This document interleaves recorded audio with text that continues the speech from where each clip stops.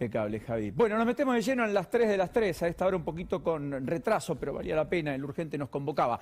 Lo primero es la errática política exterior, y allí uno tiene que decir que otra vez Argentina, que ayer parecía haber recogido el guante, haber convocado a su embajador, el hermano de Capitanich, que venía desde Nicaragua a propósito de no haber condenado la violación de los derechos humanos, de haberse abstenido, al igual que lo hizo México, etcétera, a diferencia de la inmensa mayoría que condenó aquello. Lo cierto es que en el día de hoy, en una nueva resolución, no firmó una declaración de la Organización de las Naciones Unidas que exigía las elecciones libres. En ese proceso electoral tan manchado que está llevando adelante este hombre, Daniel Noriega, el presidente de Daniel Ortega, el presidente de Nicaragua, y que ha encarcelado a una multiplicidad de adversarios, a los que evidentemente los quiere sacar de la cancha poniéndolos presos.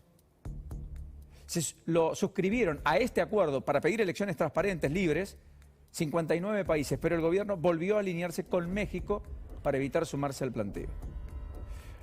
Todo esto se da en un contexto en donde hoy Michelle Bachelet, además, exigió la alta comisionada dentro de la Organización de las Naciones Unidas que el propio Daniel Ortega libere a todos los candidatos a presidente encarcelados y les permita participar en las elecciones. Argentina ni siquiera se plegó a ellos. Dijo que el régimen de Ortega desoyó todas y cada una de las recomendaciones de la Organización de las Naciones Unidas sobre la violación a los derechos humanos y llamó a un cambio urgente respecto al proceso electoral. Bueno, lo cierto es que Argentina otra vez termina por validar un régimen autoritario. Y efectivamente esto constituye una errática política exterior, porque parecía que había recogido el guante, sin embargo vuelve a avanzar ahora.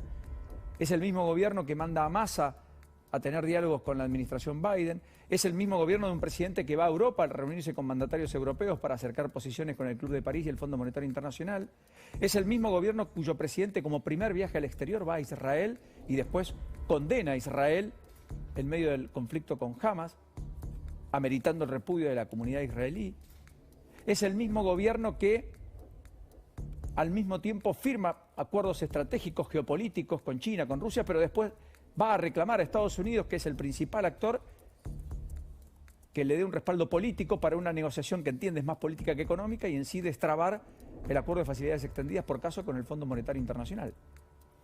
Bueno, así las cosas, la verdad es que la política exterior es una materia definitivamente muy compleja para una administración que en todo caso no tiene ni una clara ni una nítida política exterior, y si la tiene, da la impresión que atenta contra sus propios intereses.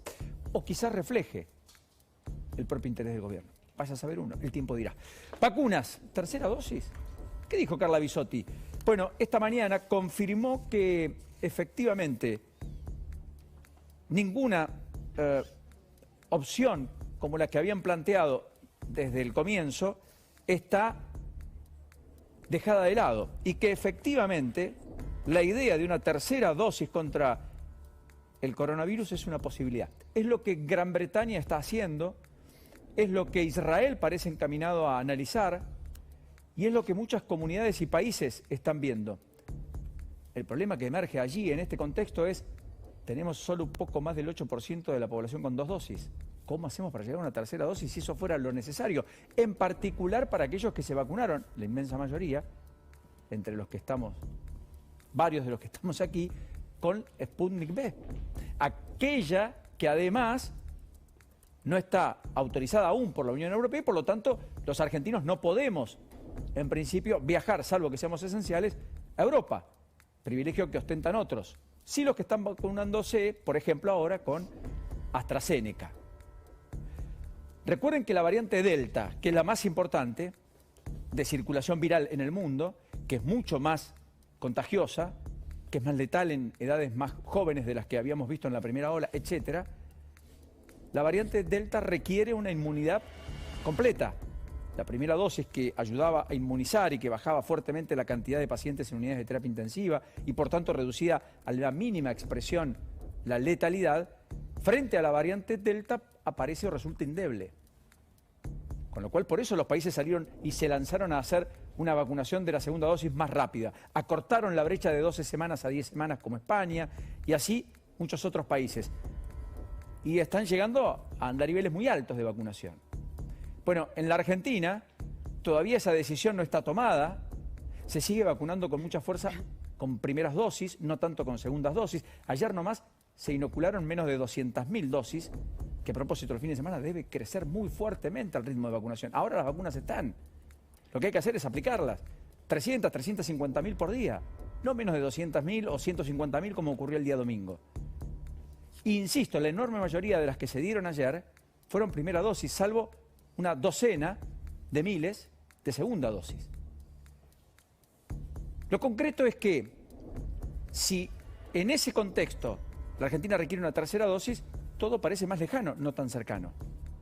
El gobierno de la ciudad, Quirós, que hoy habilitó la vacunación y la inscripción, por tanto, para los mayores de 40 hasta 44 años sin factores de riesgo, cosa que van a empezar a vacunarse a partir de mañana, porque ya están terminando de vacunar a los mayores de 45 sin factores de riesgo, confirmó esta mañana que la preocupación por la variante Delta llevó a replantear la estrategia sanitaria en la ciudad y que a partir de terminar la vacunación de este segmento entre 40 y 45 años sin factores de riesgo, se van a concentrar en administrar la segunda dosis.